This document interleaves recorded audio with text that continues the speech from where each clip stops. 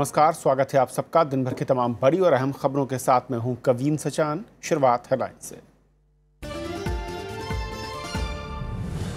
मथुरा हिंसा में 2 पुलिस अधिकारियों समेत 24 की मौत। मुख्यमंत्री अखिलेश यादव ने माना खुफिया तंत्र से हुई चूक, कहा नहीं बख्शे जाएंगे दोषी।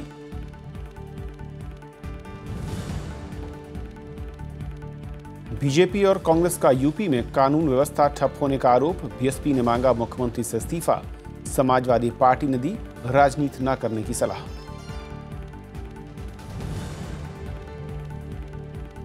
राज्यसभा के लिए सुरेश प्रभु, पी चिदंबरम, राम जेठमलानी समेत कई दिग्गज निर्विरोध निर्वाचित। कर्नाटक में स्टिंग ऑपरेशन के बाद चुनाव रद्द करने की मांग। 11 जून को मतदान।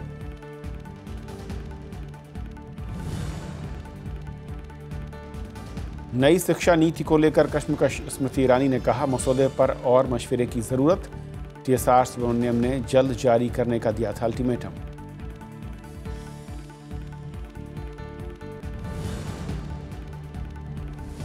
फ्रांस में बाढ़ ने तोड़ा 100 साल का रिकॉर्ड। एफएल टावर और म्यूजियम बंद। जर्मनी में भी बाढ़ से भारी तबाही, 14 की मौत, हजारों विस्थापित।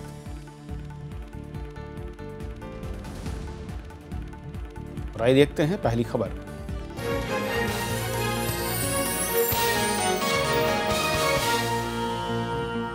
मथुरा हिंसा में मरने वालों की संख्या 24 हो गई है। अवैध कब्जा हटाने पहुंची पुलिस के साथ हुई हिंसक झड़प में 2 पुलिस अधिकारी शहीद हो गए, वहीं 22 उपद्रवी मारे गए हैं। उत्तर प्रदेश के मुख्यमंत्री अखिलेश यादव ने मामले की जांच के आदेश दे दिए हैं और पुलिस आरोपियों की तलाश में जुटी है। ये है मथुरा के जवाहर बाग की तस्वीरें, जहां हर तरफ गुरुवार को हुई हिंसक झड़प और आगजनी के निशान बिखरे पड़े हैं। हालात देखकर लगता है कि अतिक्रमण करने वाले किसी भी हद तक जाने के लिए तैयार थे। पुलिस ने सर्च ऑपरेशन में यहां से भारी तादाद में कारतूस और दर्जनों हथियार बरामद किए हैं। उत्तर प्रदेश के डीजीपी जावेद अहमद समेत दूसरे अधिकारी मथुरा में डेरा डाले हुए हैं। पुलिस ने अब तक 320 लोगों को गिरफ्तार किया है। जो इलीगल एक्टिविटी थी और अराजक तत्व थे और पूरा अराजकता फैलाना चाह रहे थे, उसके जो मुखिया है और जो उसके अग्रणी हैं उनके विरुद्ध ऐसे लगाएंगे जिससे कि ऐसा करने वाले जो हैं उनको सबक मिल सके। इस घटना का जिम्मेदार सत्याग्रह के नाम से सरकार और प्रशासन के नाक में दम करने वाला रामवृक्ष यादव है, जो पहले जय गुरुदेव का शिष्य हुआ करता था। बाद में उसने अलग होकर आजाद भारत विधिक वैचारिक सत्याग्रही संस्था बना ली और धरने के नाम पर 2 साल पहले वो मथुरा के जवाहर बाग पहुंचा और 3000 समर्थकों के साथ धीरे धीरे यहाँ की करीब 280 एकड़ जमीन पर अवैध कब्जा कर बैठा। गुरुवार को हाईकोर्ट के आदेश के बाद पुलिस जब जवाहर बाग पर अवैध कब्जा जमाए लोगों को हटाने पहुंची तो पहले से ही हथियारों से लैस लोगों ने पुलिस पर हमला कर दिया। दोनों ओर से गोलीबारी और आगजनी में 2 पुलिस अधिकारी शहीद हो गए और 22 अतिक्रमणकारी मारे गए और 100 से ज्यादा लोग घायल भी हुए हैं। हादसे में शहीद हुए मथुरा के SP city Mukul Dwivedi, SO Santosh Kumar Yadav को शुक्रवार को श्रद्धांजलि दी गई। मुख्यमंत्री अखिलेश यादव ने घटना की जांच के आदेश दिए हैं। जो घटना हुई उसकी जांच भी हालांकि कमिश्नर स्तर पे जांच की जाएगी और जो दोषी हैं उनके खिलाफ कानून के अंदर कार्रवाई। केंद्रीय गृह मंत्री राजनाथ सिंह ने भी मुख्यमंत्री से घटना की जानकारी ली है। हर मुमकिन मदद का भरोसा दिलाया गया है। राज्य और केंद्र सरकार ने माना है कि मथुरा हिंसा अफसरों की चूक का नतीजा है। मथुरा की जो घटना है और वरिष्ठ पुलिस अधिकारी मारे जाना, ये बहुत बड़ा एक चूक हुआ है और राज्य सरकार को देखना चाहिए। मथुरा की बीजेपी सांसद हेमा मालिनी ने भी मथुरा हिंसा पर शोक जताया है। ये जो बात हो रही है 2 साल की बात है, ये पहले से इसको कंट्रोल करना चाहिए था यूपी सरकार को, वो कर नहीं पाए। लेकिन इससे पहले वो घटना से बेखबर नजर आई और अपनी आने वाली फिल्म की शूटिंग की फोटो ट्विटर पर शेयर करके वो विवादों में घिर गई। यहाँ के लोगों का प्रश्न है कि भविष्य में इस तरह की निजी सेनाएं ना इकट्ठी हों, इसके लिए सरकार क्यों न कड़े कानून बनाए। मथुरा से कैमरामैन चेतन शर्मा के साथ रविंद्र सिंह शोरान, राज्यसभा टीवी। और इस मामले को लेकर राजनीतिक बयानबाजी शुरू हो गई है। बीएसपी ने मुख्यमंत्री के इस्तीफे की मांग की तो बीजेपी और कांग्रेस ने राज्य की कानून व्यवस्था पर सवाल खड़े किए। वहीं राज्य की समाजवादी पार्टी सरकार ने इस मसले पर राजनीति न करने की नसीहत दी। सरकार की मशीनरी का फेलियर है और मैं समझता हूं कि उनको खुद इस्तीफा देना चाहिए, अन्यथा केंद्र की जो सरकार है और मैं विशेषकर महामहिम राष्ट्रपति जी से निवेदन करना चाहता हूं कि वो महामहिम गवर्नर से रिपोर्ट मंगाकर इनको बर्खास्त करें। सबसे पहले तो मथुरा की घटना ही हृदय विदारक है और दुखदाई है।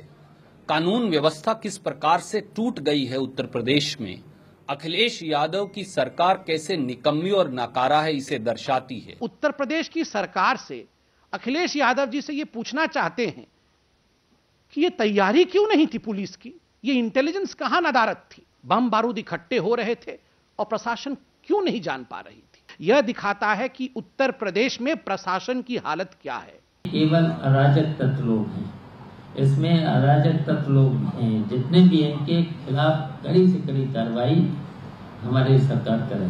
लाशों पर तारीफ नहीं करना चाहिए, ये दुख की घड़ी है। और मथुरा में घटनास्थल पर जायजा लिया हमारे संवाददाता रविंद्र सिंह शिरान ने। मथुरा में कल हुई गोलीबारी के बाद आज भी भारी मात्रा में असला इस इलाके से बरामद किया गया है। ये जवाहर बाग का वो गेट है, मैं आपको दिखा दूं, ये उसकी बाउंड्री वॉल है जिसके आगे से जवाहर बाग का वो इलाका शुरू होता है जिसको कि आश्रम के नाम से यहाँ पर जान रहे हैं। उद्यान में उस वक्त करीब 2 साल से यहाँ पर रह रहे हैं। यहीं पर हजारों लोगों का खाना बनता है, यहाँ पर भजन कीर्तन होता है। इस बीच बड़ी भारी मात्रा में यहाँ पर हथियार और गोला बारूद तक भी बरामद किया गया है। इस बीच यहाँ पर घटनाक्रम के तहत 24 से ज़्यादा लोगों के मरने की खबर अभी जो है पुख्ता हो गई है और इस मामले की जानकारी जो इस मामला है उसकी इन्वेस्टिगेशन के लिए कमेटी बना दी गई है। मुख्यमंत्री अखिलेश यादव के भी यहाँ पर पहुँचने की बात की जा रही है, लेकिन सवाल कई उठते हैं कि आखिर सरकार की नाक के नीचे 2 साल से जो केवल 2 दिन के लिए यहाँ पर परमिशन लेके इस जवाहर बाग में रहने के लिए लोग आए थे, वो 2 साल तक लगातार यहाँ पर रहे। पब्लिक इंटरेस्ट लिटिगेशन जो जिसका disposed of Allahabad high court ने किया था, उसके बावजूद भी उनको यहाँ से नहीं हटाया जा सका और जब उनको हटाने की कोशिश की गई तो इतना खूनी संघर्ष यहाँ पर हुआ जिसमें कि करीब 25 लोग फिलहाल मारे जा चुके हैं और इनकी संख्या बढ़ने की आशंका लगातार जताई जा रही है। ऐसे में आखिर किसकी रिस्पॉन्सिबिलिटी फिक्स की जाएगी, कौन वो लोग जिम्मेदार थे जिनकी वजह से इतनी लापरवाही हुई और उस लापरवाही का ये अंजाम यहाँ पर देखने को मिला। मथुरा के जवाहर बाग से कैमरामैन चेतन शर्मा के साथ रविंद्र सिंह शिरान, राज्यसभा टीवी। और इस पूरी घटना पर और बातचीत करने के लिए हमारे साथ जुड़ रहे हैं टी आर कक्कड़ साहब, जो कि फॉर्मर दिल्ली पुलिस कमिश्नर हैं। कक्कड़ जी, बहुत बहुत स्वागत है आपका। सबसे पहले तो मैं, क्योंकि आपका लंबा प्रशासनिक अनुभव रहा है, मैं समझना ये चाहूँगा कि इस तरह की जो मौतें हुई और ये पूरा घटनाक्रम, क्या सबसे बड़ी चूक आपको नज़र आती है अगर इस पूरे घटनाक्रम के बीच देखें तो? देखिए, मैं राजनीति में नहीं जाना चाहता, मैं केवल ये कहना चाहता हूं कि ये एक ऐसी योजना बनाकर काम करने की ज़रूरत थी जिस योजना को नहीं बनाया गया, और जो नहीं बनाया गया उसके बाद जो एग्जीक्यूशन की गई वो भी बहुत ही मैं कहूँगा, शब्द इस्तेमाल नहीं कर, घटिया तरीके से की गई है। और इसके लिए जो प्रशासन है, लोकल प्रशासन है, वो बिल्कुल जिम्मेवार हैं। कोई इंटेलिजेंस उनके पास नहीं थी, अगर मैं ये कहूँ, या इंटेलिजेंस थी तो उस पर कभी एक्ट नहीं किया।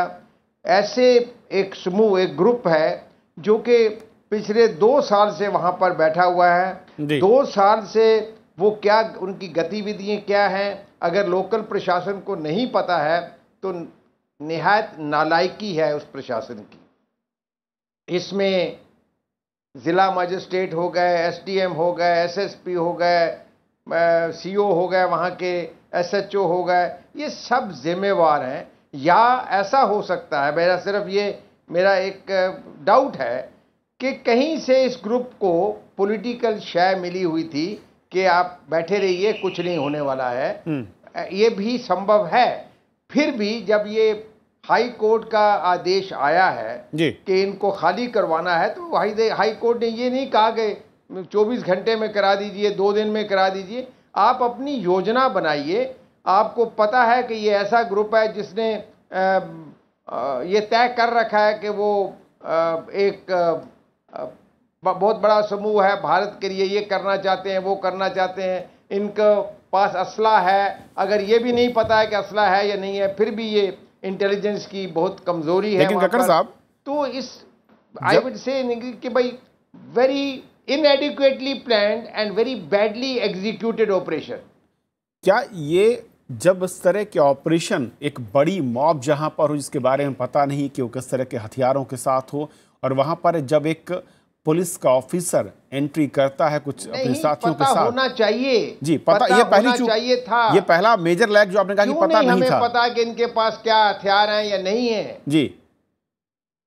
लेकिन जब कोई एक अधिकारी सर ऐसे हैं तो लोकल प्रशासन कर क्या रहा है वहां पे? लेकिन जब कोई पुलिस अधिकारी एक ऐसी जगह पर अंदर एंट्री करता है तो क्या उसके साथ कोई सपोर्ट सिस्टम नहीं होता जहां पर उसको जानकारी है कि यहां पर कुछ हो सकता है, या फिर यहां पर यह माना जाए इस घटना में कि कुछ अधिकारियों को शायद जानकारी थी, उन्होंने उसका साथ देने की कोशिश नहीं की, शायद कोई पॉलिटिकल वहां पर मैं कहूं कि एक हस्तक्षेप था? देखिए, ऐसा है कि इस तरह का जब ग्रोह होता है और हमें पता होता है कि इस ग्रोह की मंशा क्या है, तो आम तौर पर LIU के जो लोग होते हैं, लोकल इंटेलिजेंस यूनिट, उनके जो लोग होते हैं वो इस ग्रुप में शामिल हो जाते हैं, कुछ दिन वहाँ पर रहते हैं, पता करते हैं कि इनका क्या करना चाहते हैं, इनके पास क्या है क्या नहीं है, और जो चीज़ें ये कह रहे हैं उसमें क्या सच है क्या नहीं है। इस तरह का ऑपरेशन करना पड़ता है, और जब सारी वो तथ्य लेके वापस आते हैं, हम बताते रहते हैं, फिर एक ऑपरेशन। इसके लिए तो ये होना चाहिए था कि इनको वियर देम आउट, आप घेरा डाल लीजिए, ना किसी को अंदर जाने दीजिए ना किसी को बाहर, इनका बिजली बंद कर दीजिए, खाना बंद कर दीजिए, सब बंद कर दीजिए आप, क्योंकि आप कम से कम कैजुअलिटीज चाहते हैं, तो इनको वेयर देम आउट आपको एकदम। और फिर आप ऑपरेशन अगर करते हैं तो सफिशिएंट फोर्स होनी चाहिए थी आपके पास। तो मैं ज्यादा विस्तार पे और क्या कहूँ, ये एक बड़ी दुखद ये घटना है जिस पर इतने सारे लोगों की मृत्यु हो गई, पुलिसकर्मी चले गए, उनकी मृत्यु हो गई, SP की, उनकी SHO की, लेकिन वो अलग बात है। ऑपरेशन बड़ी अच्छी तरह से कंडक्ट किया जा सकता था, कोई पहली बार नहीं है कि इतने बड़े ग्रुप को एक जगह बैठे। आपको याद होगा कि बोट क्लब में कभी जी बिल्कुल बिल्कुल, मैं इसीलिए किसान लोग आ गए थे, कितनी देर वो बैठे रहे। कि असल में क्या एक बड़ी लापरवाही, एक चूक की बजाय मैं कहूं कि उनको लापरवाही इस पूरे घटनाक्रम में सामने आती, जहां पर आला अधिकारियों से लेकर LIU और जो वहां के दूसरे लोकल इंटेलिजेंस हैं उसकी एक मैं कहूं कि बड़ी नाकामी रही, जिसके चलते इतने लोगों की वहां पर जाने गई और ये इतना बड़ा हादसा। बहुत बहुत शुक्रिया, बहुत बहुत शुक्रिया कक्कड़ साहब, वक्त की कमी है, बहुत शुक्रिया आपका इस चर्चा में जुड़ने के लिए। और ये थी हमारी पहली खबर। छोटा सा ब्रेक, और ब्रेक के उस पार दिन भर की दूसरी बड़ी खबरें।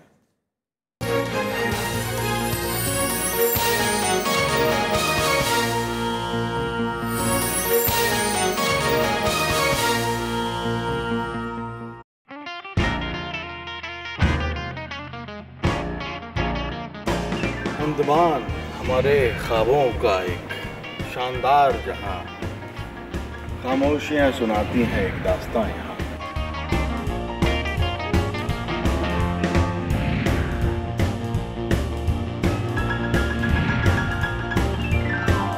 Most beautiful beach. It's a very beautiful beach. It's amazing. It's really like a postcard. It's a place worth visiting. ले चलेंगे आपको 7 द्वीपों के सफर पर, सिर्फ राज्यसभा TV पर।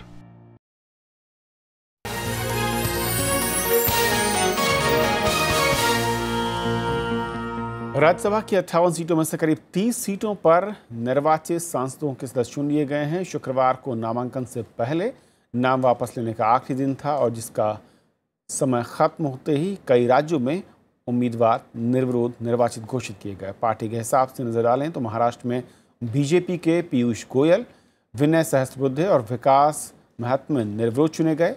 कांग्रेस के वरिष्ठ नेता P चिदम्बरम, NCP के प्रफुल्ल पटेल और शिवसेना से संजय राउत भी राज्यसभा के लिए चुन लिए गए।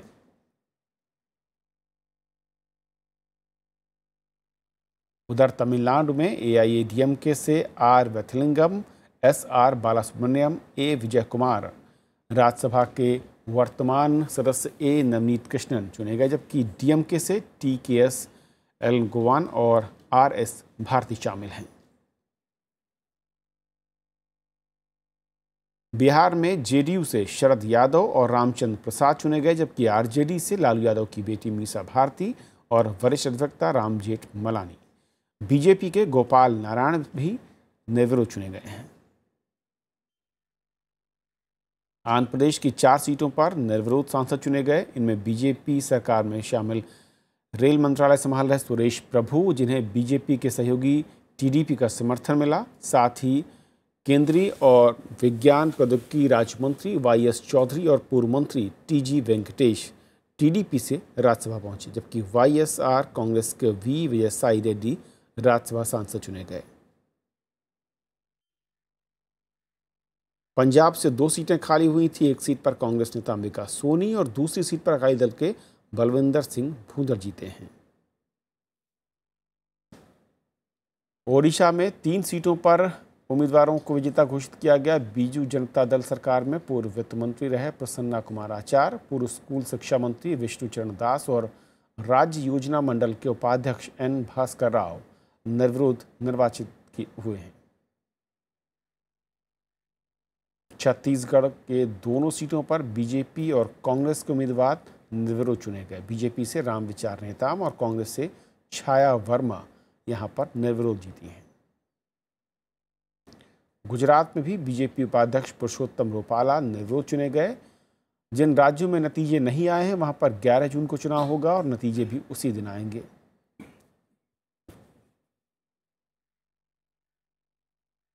कर्नाटक में राज्यसभा चुनाव पर स्टिंग ऑपरेशन के सामने आने के बाद विवाद गहरा गया है। इस स्टिंग में धन बल का इस्तेमाल होते दिखाया गया।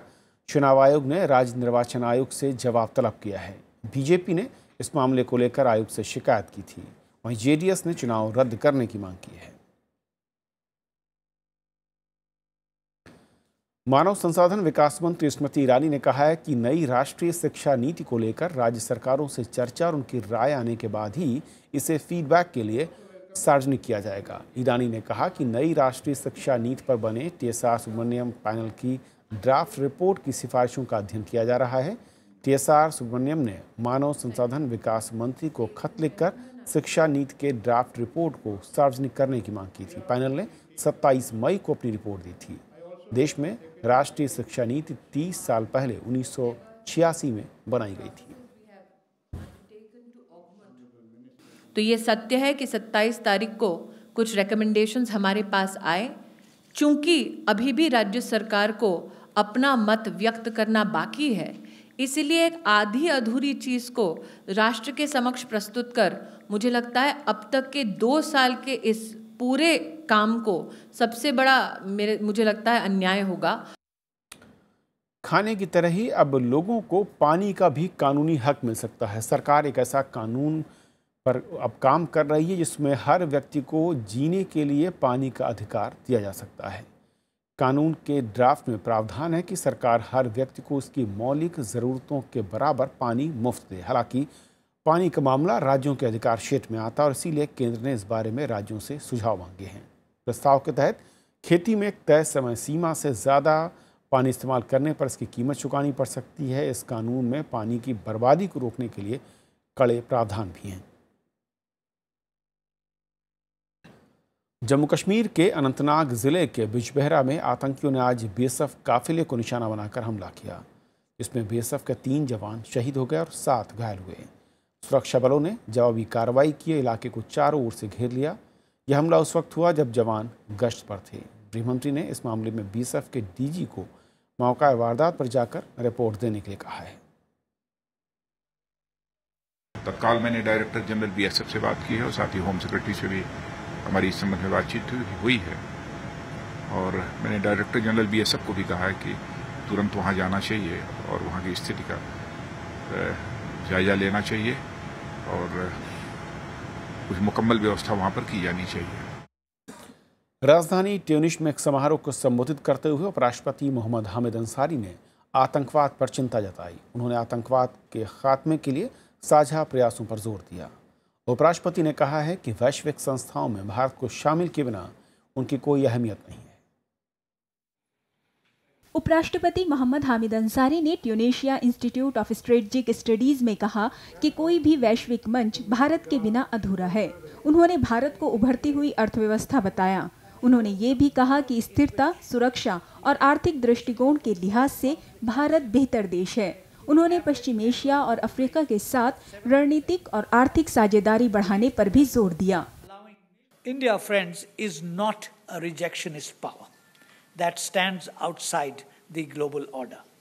Instead, her interests lie in working to change, reform, and improve the global order.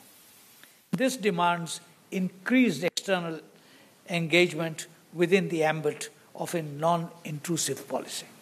उपराष्ट्रपति ने आतंकवाद को लेकर भी चिंता जताई। उन्होंने कहा कि कुछ देश अपने फायदे के लिए आतंकवाद का इस्तेमाल कर रहे हैं, जो गलत है। उन्होंने वैश्विक साझा प्रयासों से इस पर काबू पाने की बात कही। There can be no distinction between good and bad terrorists. A terrorist is a terrorist. One who commits crime against humanity cannot have any religion or be afforded any political sanctuary. International terrorism can only be defeated by organized international action.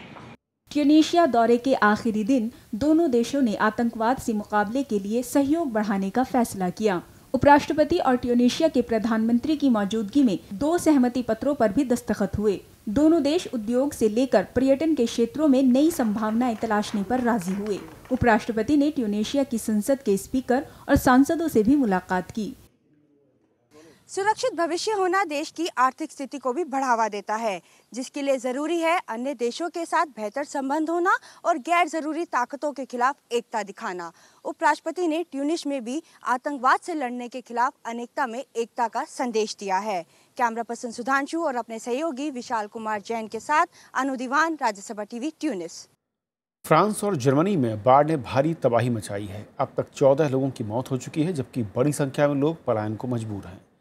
France में scene समेत कई दूसरी नदियां उफान पर हैं और बाढ़ ने पिछले 100 वर्षों का रिकॉर्ड तोड़ दिया है। कहीं पाइप के सहारे जान बचाने की जद्दोजहद में जुटे लोग, कहीं नाव के जरिए मासूम की जिंदगी को बचाने की कोशिश। दुनिया का सबसे आधुनिक शहर पेरिस इस वक्त पानी से पस्त है। कुदरत की मार के आगे ये शहर मजबूर है। गलियां नदी और नाले का रूप ले चुकी है।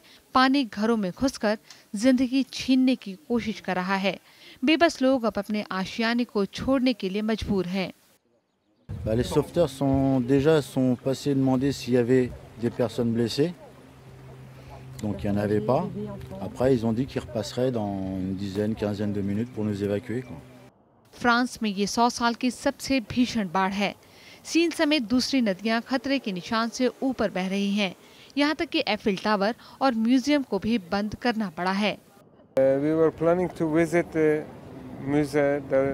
Louvre Museum, but unfortunately, when we came here, we saw it's closed. हालांकि राष्ट्रपति फ्रांसवा ओलाद ने लोगों को हर मुमकिन मदद का भरोसा दिलाया है, लेकिन बाढ़ इतनी भीषण है कि जल्द राहत के आसार नहीं दिख रहे। D'une certaine façon, ces catastrophes montrent que le climat peut être, pendant des mois qui n'étaient pas généralement les plus chauds, eh bien, les plus chauds que nous ayons connus depuis l'histoire même de la météo. France के अलावा Europe का एक और देश Germany भी बारिश और बाढ़ से तबाह है। दक्षिण जर्मनी के कई शहर बुरी तरह से प्रभावित हैं। लोगों को हेलीकॉप्टर के जरिए सुरक्षित निकालने की कोशिशें जारी हैं। मौसम विभाग ने फ्रांस और जर्मनी में अगले 24 घंटों के दौरान और भारी बारिश की चेतावनी दी है। ये खतरा यूरोप के कई और देशों पर भी मंडरा रहा है। Bureau report, Rajya Sabha TV. और आखिर में जाते आते कुछ और अहम खबरें संक्षेप में। सुप्रीम कोर्ट ने मध्य प्रदेश पुलिस को गैरकानूनी तरीके से गिरफ्तारी के लिए एक महिला और उसकी बेटी को 5 लाख रुपए मुआवजा देने के निर्देश दिए। 2012 में पुणे में कंप्यूटर विवाद के चलते महिला को गिरफ्तार किया गया था।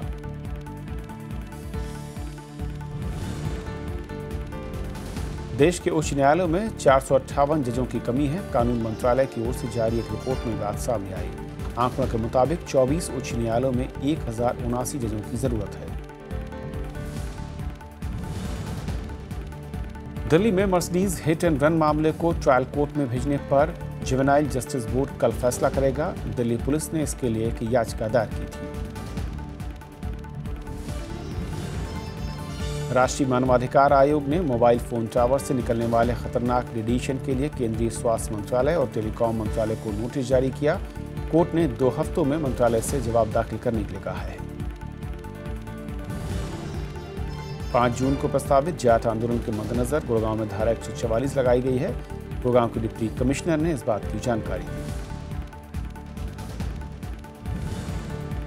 बिहार में टॉप करने वाले 13 छात्रों को शुक्रवार को दोबारा इम्तिहान लिया गया। हालांकि इस दौरान आर्ट्स की टॉपर रूबी राय और साइंस टॉपर सौरभ श्रेष्ठ परीक्षा से पहले ही गायब हो गए। इन दोनों से मीडिया ने कुछ सवाल पूछे थे जिनमें से वो किसी का भी जवाब नहीं दे सके थे। दिल्ली के जीटी करनाल रोड पर दर्दनाक हादसे में 6 लोगों की मौत हो गई। एक तेज रफ्तार कार रोड के किनारे खड़े ट्रक से टकरा गई। दिल्ली के सरता विहार में किडनी बेचने के आरोप में 6 लोगों को गिरफ्तार किया गया है, जिनमें दिल्ली के एक बड़े अस्पताल के 2 कर्मचारी शामिल हैं। ग्रीस के क्रीट द्वीप में शुक्रवार को प्रवासियों को ले जा रही नौका पलटने से 100 लोगों की मौत हो गई, जबकि 320 लोगों को बचाया गया। हादसे के वक्त इसमें करीब 700 लोग सवार थे। स्टार बैडमिंटन खिलाड़ी इंडोनेशिया ओपन बैडमिंटन टूर्नामेंट के सेमीफाइनल से हारकर बाहर हो गई। शुक्रवार को स्पेन की कैरोलिना मारिन ने उन्हें 24-22, 21-11 से हराया।